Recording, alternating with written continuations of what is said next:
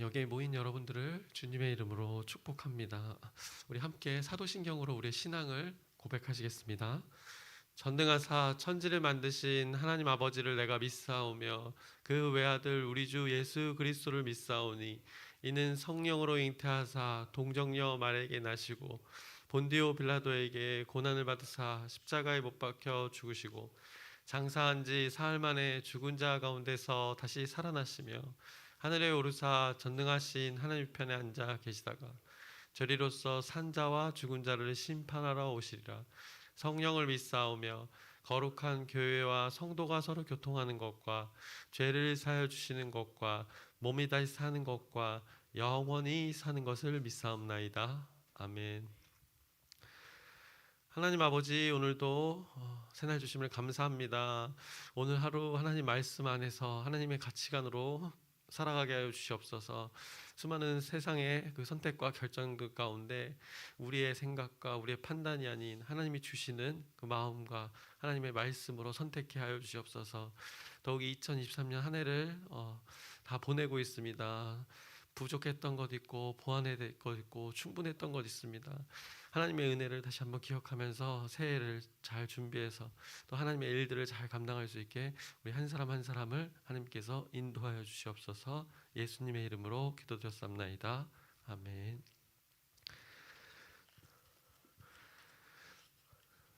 찬송가 292장입니다. 새 찬송가는 292장, 통일 찬송가는 415장입니다.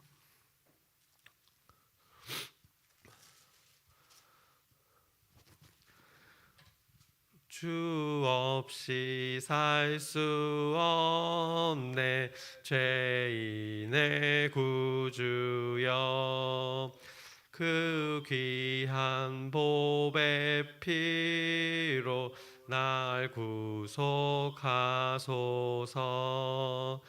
구주의 사랑으로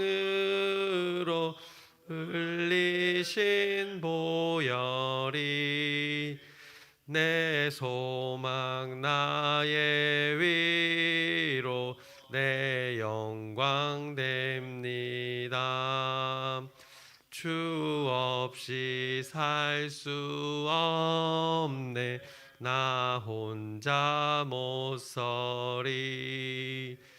힘없고 부족하며 지혜도 없도다. 내 주는 나의 생명 또 나의 힘이라. 주님을 의지하여 지혜를 얻으리. 주 없이 살 수 없네 내 주는 아신다. 내 영의 깊은 간구 마음의 소원을 주밖에 나의 마음 네 알아주리요. 내 마음 위로하사 평온케 하시네. 주 없이 살 수 없네 세월이 흐르고 이 깊은 고독 속에 내 생명 끝나도 사나운 풍랑일 때 날 지켜주시니 내 곁에 계신 주님 늘 힘이 됩니다. 아멘. 오늘 함께 나누실 말씀은 사무엘상 26장 5절에서 25절까지의 말씀입니다. 사무엘상 26장 6절에서 25절까지의 말씀인데 우리 함께 읽기는 23절 한 절 읽겠습니다. 사무엘상 26장 23절입니다. 다 찾으셨으면 우리 함께 읽겠습니다. 여호와께서 사람에게 그의 공의와 신실을 따라 갚으시리니 이는 여호와께서 오늘 왕을 내 손에 넘기셨으되 나는 손을 들어 여호와의 기름 부음 받은 자를 치기를 원하지 아니하였음이니이다. 아멘. 이제 지난번에 26장 1절부터 5절까지의 말씀을 나누고 이제 이어서 그 이후에 26장의 말씀을 나누려고 합니다. 그래서 26장의 말씀은 23장과 또 24장에 있었던 일과 매우 비슷한 상황을 말씀하고 있었습니다. 그래서 근데 분명히 다른 것은 이제 25장에서 나발과 그 아비가일의 일들을 통해서 다윗이 이제 한껏 성장하고 성숙하고 있음을 성경이 그의 태도를 통해서 말씀하고 있었습니다. 그래서 다윗이 자신의 어떤 홀로서기가 하는 가운데 하나님께서 아비가일이라는 그 지혜로운 여인을 붙이셔서 다윗이 죄를 짓지 않고 하나님의 일들을 묵묵히 감당할 수 있는 그 기반을 다졌습니다. 다윗은 그런데 여전히 이제 사울을 피해서 광야에 머물고 있습니다. 10사람들의 그 정보 제공으로 인해서 사울이 다윗이 있는 곳으로 이제 찾아왔는데 능숙하게 이제 대응하고 또 정탐꾼도 보내고 그들의 이제 진영을 사울이 다니는 진영을 훤히 들여다보고 있음을 성경이 말씀했습니다. 그 사울의 진영을 들여다보니까 사울이 어떻게 하고 있었습니까? 26장의 5절의 말씀을 보면 다윗이 일어나 사울이 진친 곳에 이르러 사울과 내레의 아들 군사령관 아브넬이 머무는 곳을 본즉 사울이 진영 가운데 누웠고 백성은 그를 둘러 진쳤더라 라고 이렇게 말씀하고 있습니다. 사울이 진영 가운데 누워 있었다고 말씀합니다. 어떻게 보면 무장 해제된 상태로 그들의 진영에 머무는 것을 다윗이 이제 목격합니다. 그리고 나서 이제 오늘 다윗이 오늘 말씀의 일들을 전개합니다. 근데 오늘 말씀에서 다윗이 이제 3명의 사람들과 대화를 하면서 이제 26장의 말씀이 전개됩니다. 다윗의 대화 첫 번째 상대가 아비새였습니다. 다윗과 아히멜렉과 지금 아비새가 지금 함께 있었는데 다윗이 누가 나와 함께 이 사울의 진영에 들어가겠느냐 이렇게 물었습니다. 그때 아비새가 같이 가겠다고 이렇게 선언했습니다. 이것이 6절의 말씀입니다. 이에 다윗이 햇사람 아히멜렉과 수르야의 아들 요압의 아우 아비새에게 물어 이르되 누가 나와 더불어 진영에 내려가서 사울에게 이르겠느냐 하니 아비새가 이르되 내가 함께 가겠나이다 라고 이렇게 고백을 합니다. 이어서 7절입니다. 다윗과 아비새가 밤에 그 백성에게 나아가 본즉 사울이 진영 가운데 누워 자고 창은 머리 곁에 땅에 꽂혀 있고 아브넬과 백성들은 그를 둘러 누웠는지라 라고 이렇게 성경이 말씀합니다. 함께 아비새가 가겠다고 고백했고 그와 함께 사울의 진영으로도 들어갔습니다. 가봤더니 사울은 완전히 이제 무장 해제된 상태로 무방비 상태로 있었고 심지어 어떻게 보면 그 창이라는 것이 이 통치의 상징입니다. 근데 그 상징을 아무렇게나 두었던 것입니다. 이것을 성경이 지금 말씀하고 있는 것입니다. 그 머리곁 땅에 꽂혀 있었음을 성경이 말씀했습니다. 이에 아비새는 이제 당장에 이 사울을 죽이겠다고 합니다. 어떻게 보면 좋은 기회였기 때문입니다. 근데 역대상 이제 11장 20절을 보시면 그 아비새에 대해서 나옵니다. 그 아비새가 3명 중 우두머리가 되었다고 성경이 말씀합니다. 아주 훌륭한 용사였습니다. 창을 휘둘러서 300명을 죽였던 아주 탁월한 군사였던 것입니다. 후에 이제 다윗을 조롱한 그 시므이를 죽이겠다고 한 사람도 바로 이 아비새였습니다.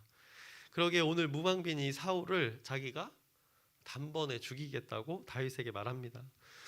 그러나 동굴에서 과거에 24장 23장에서 나왔지만 동굴에서 사울이 그 용변을 보러 들어왔을 때 다윗의 무리들이 사울을 지금 죽이는 것이 좋은 기회라고 했을 때 그들을 말렸었던 다윗이었습니다. 그런데 오늘은 그것보다 더 강한 어조로 더 강력하게 그 아비새를 말렸습니다.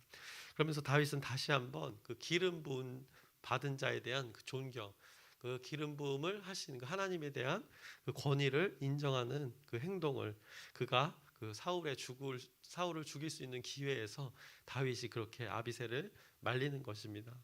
그래서 오늘 26장의 10절에서 11절의 말씀을 보시면 다윗이 또 이르되 여호와께서 살아계심을 두고 맹세하노니 여호와께서 그를 치시리니 혹은 죽을 날이 이르거나 또는 전장에 나가서 망하리라. 내가 손을 들어 여호와의 기름 부음 받은 자를 치는 것을 여호와께서 금하시나니 너는 그의 머리 곁에 있는 창과 물병만 가지고 가자 하고 이렇게 말씀합니다. 성경은 이 다윗과 아비새와의 그 대화를 시작한 이 일들에서 분명한 이제 기준을 제시하는 것입니다. 그 하나님의 영역과 사람의 영역이 구분되어 있음을 지금 성경이 선포하는 것입니다. 우리가 아까 23절도 읽었지만 그 공의와 신실, 여호와께 맡겨서 그 공의와 신실에 따라 하나님의 기준에 따라 그 모든 것을 해결하겠다고 이런 분명한 기준을 지금 말씀하고 계시는 것입니다. 어떻게 보면 환경이 굉장히 순조롭게 열렸습니다. 사울을 죽일 수 있는 것이 어떻게 보면 그 하나님의 일일 수도 있습니다. 그러나 그거 이전에 하나님의 권위가 그것이 아니고 하나님의 방법이, 하나님의 다스림의 방법이 그것이 아님을 다윗이 깨달아서 환경이 열려서 어떻게 보면 자신에게 기회인 것 같으나 하나님의 방법에 의하면 기름 부음 받은 자를, 그 사람을 스스로 해하는 것은 결코 용납되지 않는 것임을 분명한 그 원칙과 기준을 이 성경을 통해서 다윗이 가지고 살아갔던 것을 지금 26장에서 말씀하고 있는 것입니다. 그래서 환경이 수월하게 돌아간다고 모두가 하나님의 일들이 아닐 수도 있다는 것을 우리가 이 말씀을 통해서 또 기억했으면 좋겠습니다. 만약 여기서 사울을 제거했으면 어떻게 됐을까요? 하나님의 방법으로, 하나님의 통치 방법이 그것이 아니기 때문에 어쩌면 이 아마 다윗에게서 다른 또 누군가에게로 하나님의 계획이 수정되었을지도 모릅니다. 하지만 다윗은 오늘 지난번보다 더욱 분명한 기준으로 성숙하고 성장하는 과정 속에서 자신의 상황을 지금 극복해 나가는 것을 성경이 말씀해주고 있는 것입니다. 이렇게 첫 번째는 아비새와의 대화를 통해서 26장의 말씀이 지금 전개되고 있습니다. 이제 14절부터는 사울의 군대 장관 그 넬의 아들 아브넬과의 대화를 성경이 또 말씀합니다. 그래서 13절에서 14절 말씀을 제가 읽겠습니다. 이에 다윗이 건너편으로 가서 멀리 산 꼭대기에 서니 거리가 멀더라. 다윗이 백성과 넬의 아들 아브넬을 대하여 외쳐 이르되 아브넬아 너는 대답하지 아니하느냐 하니 아브넬이 대답하여 이르되 왕을 부르는 너는 누구냐 하더라라고 이렇게 말씀하고 있습니다.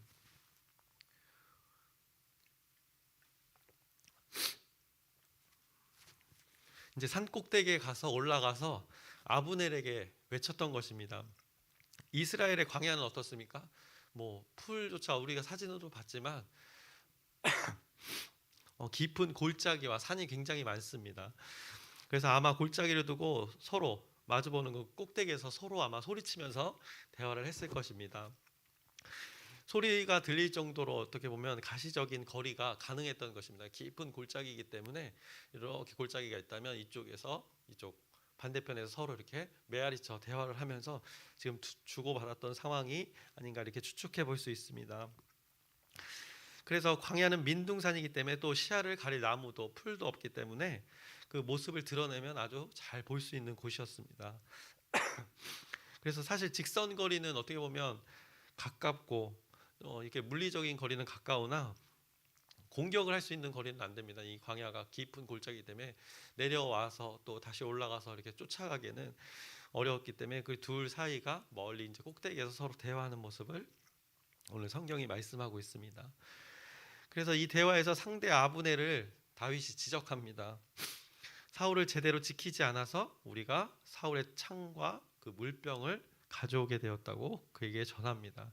그리고 아브넬은 죽어 마땅하다고 이렇게 전하고 있습니다.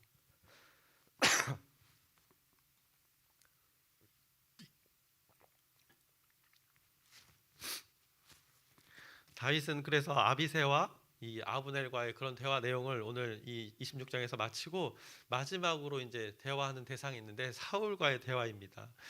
다윗은 사울과의 대화에서 자신의 그 억울함을 호소합니다. 자신은 사울에 대한 그 악한 마음이 전혀 없다고 전합니다. 여기서 지난번 비슷한 일과는 다르게 이런 말을 합니다. 사울이 다윗을 죽이려고 한 것은 하나님이 충동시킨 것이 아니라 그의 주변 사람이 충동시켰음을 이렇게 충동시켰다고 이렇게 언급을 합니다. 19절의 말씀을 보시면 원하건대 내 주 왕은 이제 종의 말을 들으소서. 만일 왕을 충동시켜 나를 해하려 하는 이가 여호와시면 여호와께서는 제물을 받으시기를 원하나이다마는 만일 사람들이면 그들이 여호와 앞에 저주를 받으리니 이는 그들이 이르기를 너는 가서 다른 신들을 섬기라 하고 오늘 나를 내쫓아내어 여호와의 기업에 참여하지 못하게 함이니이다. 한마디로 자신의 그 결백을 지금 사울에게 하소연하고 있는 것입니다. 그래서 다윗의 말을 들은 사울은 응답했습니다. 또 지난번처럼 또 기가 막히게 또 21절에 보시면 사울이 이르되 내가 범죄하였도다라고 이렇게 자신을 돌아봅니다. 그러면서 오늘 이제 사울과 다윗의 대화에서 보시면 사울이 다윗을 내 아들이라고 표현합니다. 그 지칭 호칭을 하는데 내 아들이라고 3번이나 이렇게 지칭합니다. 그것이 17절 먼저 나왔고요. 17절을 보시면 내 아들 다윗아 이것이 내 음성이냐 하는지라라고 이렇게 말씀하고 또 21절을 보시면 내 아들 다윗아 돌아오라 내가 오늘 내 생명을 귀하게 여겼은즉 이렇게 다윗을 향해 내 아들이라고 외칩니다. 또 25절에도 그렇게 말씀합니다. 사울이 다윗에게 이르되 내 아들 다윗아 내게 복이 있을지로다 이렇게 다윗을 향해서 실제 아들이 아닌데도 그 아들이라고 호칭하면서 어떤 의미를 부여하고 있는 것입니다. 그래서 자신의 왕위를 다윗이 이제 이어받을 것을 아들이라는 호칭을 통해서 선포하고 있는 것입니다. 어떻게 보면 하나님이 이 가운데 사울 가운데 순간이지만 이 사울을 깨닫게 해서 하나님의 뜻이 어떻게 흘러갈지를 선포하게끔 하고 이 성경 26장이 이제는 사울에서 다윗으로 온전히 하나님 방법으로 그 왕위가 계승되는 것을 성경이 말씀해 줍니다. 그리고 나서 사울은 자기의 곳으로 갔고 다윗은 자기의 길을 갔다고 성경이 말하면서 26장이 마무리됩니다. 그런데 오늘의 일들 속에서 이제 제가 언급하지 않은 하나의 그 하나님의 일이 있었습니다. 그것은 이제 12절의 말씀입니다. 26장 12절의 말씀을 보시면 다윗이 사울의 머리 곁에서 창과 물병을 가지고 떠나가되 아무도 보거나 눈치채지 못하고 깨어있는 사람도 없었으니 이는 여호와께서 그들을 깊이 잠들게 하셨으므로 그들이 다 잠들어 있었기 때문이었더라 라고 이렇게 성경이 말씀합니다. 그 많은 군사들이 있는 곳 사울의 진영 가운데 있었다고 했는데 그 진영에 들어가는 것은 사실 쉽지가 않습니다. 그런데 이런 기이한 일들을 통해서 지금 다윗이 그곳에 다녀오게 된 것입니다. 사울의 진영 사람들이 피곤해서 잠든 것이 아니라 하나님이 내리신 잠에 그들이 빠졌던 것입니다. 그래서 사울의 그 창과 물병을 다윗과 그 동료가 들고 나올 수 있었던 것입니다. 그래서 지난번에 동굴에서 사울을 만났을 때 옷자락을 베었던 것을 사울에게 돌려주지는 않았었습니다. 그런데 오늘 사울이 가져온 창을 사울에게 오늘 돌려줍니다. 그것은 무엇을 의미하느냐? 과거에는 그 옷자락을 자를 때 마음에 찔려라는 그 표현이 있었습니다. 다윗의 마음 가운데. 그러니까 많은 내적 갈등을 하면서 그 옷자락을 베었던 그때의 순간이라면 오늘은 분명히 그를 해치려는 마음이 하나도 없다는 것을 성경이 말씀합니다. 사울의 창을 가져왔다가 그냥 돌려주는 것을 통해서 그가 이제는 하나님 섭리 안에서 자신이 인도받고 있다는 것을 이런 식으로 표현하고 있는 것입니다. 그래서 사울을 치리하는 것은 하나님의 영역임을 어떻게 보면 그가 확고히 이 기준을 세우고 살아가게 되는 것을 성경이 말씀합니다. 그래서 아까도 말씀드렸지만 창은 이런 어떤 통치권을 상징하는데 이 사울의 통치권을 다윗이 언제든지 가져오고 또 돌려줄 수 있음을 한편으로 또 성경이 말씀합니다. 사울의 생명도 언제든지 쉽게 가져올 수 있음을 성경이 말씀하고 있는 것입니다. 다만 이것이 누구에 의해서만 가능한 것인가? 오직 하나님의 그 섭리 안에서만 이것이 가능하다는 것을 오늘 26장에 가장 그 말씀하고자 하는 바가 바로 이것입니다. 그래서 그가 창과 물병을 가져올 수 있었던 것은 하나님의 기이한 어떤 주권적인 일이었기 때문입니다. 하나님에 대한 분명한 기준과 원칙을 가지고 있던 다윗은 그 하나님의 일하심으로 사울의 왕권을, 사울의 생명을 언제든지 하나님의 방법에 따라 좌지우지됨을 오늘 성경은 26장에 말씀했습니다. 다윗이 이제 하나님을 의지하는 것이 점점 더 익숙해지는 것입니다. 그리고 탁월해져 가고 있음을, 다윗의 이런 역량이 성장했음을 오늘 26장에 말씀하고 있습니다. 그가 하나님의 다스림 안에서 이제 결정하고 선택하는 그 중요한 순간들을 오늘 26장에서 이렇게 목격합니다. 다윗은 힘이나 폭력적인 방법으로 왕권을 취하지 않는 것을 또 말씀하고 있습니다. 철저히 하나님의 일하심으로 그가 왕에 오를 것을 조금씩 하나님의 방법으로 그가 왕위를 계승할 것을 계승하고 있는 것을 성경이 말씀하고 다윗도 스스로 경험하고 있는 것입니다. 그래서 사무엘서는 왜 다윗과 이 사울의 일들을 이렇게 자세히 기록하고 있는 것일까요? 이스라엘의 나라가 세워지기 위한 그 밑작업에 어떤 근간을 두고 하나님께서 세워가실지를 계속해서 사무엘서는 말씀하고 있는 것입니다. 두 사람의 삶을 통해서 하나님이 어떻게 하나님의 나라를, 이스라엘이라는 나라를 신정 통치를 통해서 어떻게 그들을 세워갈지를 계속해서 말씀하는 것입니다. 그래서 다윗은 폭력으로 자신의 환경을 이용하지 않았습니다. 폭력을 사용해 성취할 수 있는 그 왕의 자리를 하나님의 방법으로 이루어지기를 그가 순종했고 따랐던 것입니다. 그렇게 결단한 다윗의 삶에 상대 적군들도 모두 잠이 들고, 또 사울은 또 뉘치기도 하고, 다윗이 직접 나서지 않아도 자신의 일들이 이렇게 하나하나 이루어져가는, 되어져가는 삶을, 다윗의 삶을 보게 됩니다. 이것이 하나님 나라의 방법이라는 것입니다.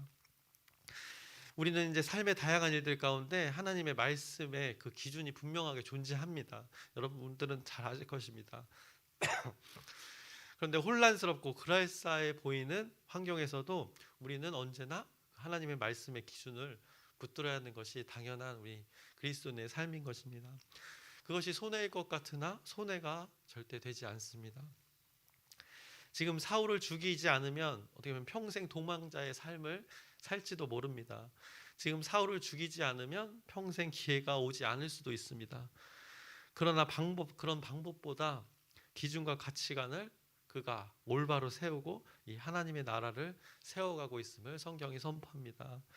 그래서 다윗이 이스라엘 왕국의 그 믿음의 사람으로 세워진 것을 우리가 목격하게 되는 것입니다. 그래서 우리도 오늘 이 삶을 어떻게 보면 교훈 삼아서 저와 여러분도 그 하나님의 가치관을 우리의 삶의 기준으로 두고 환경에 휘둘리지 않기를 소망합니다. 굳건히 하나님의 기준으로 세우고 담대히 세워나갈 때 하나님의 다스림이 우리 안에 거할 줄 믿습니다. 그로 인해 하나님의 일하심이, 성령의 일하심이 저와 여러분 가운데 오늘 삶 가운데 충만하기를 축원합니다. 말씀을 마치겠습니다. 하나님 아버지, 우리의 환경은 시시때때로 변합니다. 그때마다 우리의 안목은 휘둘리기 마련입니다. 그 가운데 우리 눈에 좋게 보일지라도 분명한 하나님의 기준이 있음을 깨닫게 하여 주시옵소서. 하나님이 주시는 지혜와 총명으로 분별하게 하여 주옵시고, 우리가 주어진 환경 가운데 하나님의 일들을 충분히 감당하고 승리하는 우리 공동체, 우리 한 사람 한 사람 여기 모인 우리 무리가 되게 하여 주옵소서. 예수님의 이름으로 기도드렸습나이다. 아멘. 하늘에 계신 우리 아버지여, 이름이 거룩히 여김을 받으시오며 나라의 마옵시며 뜻이 하늘에서 이루어진 것 같이 땅에서도 이루어지이다.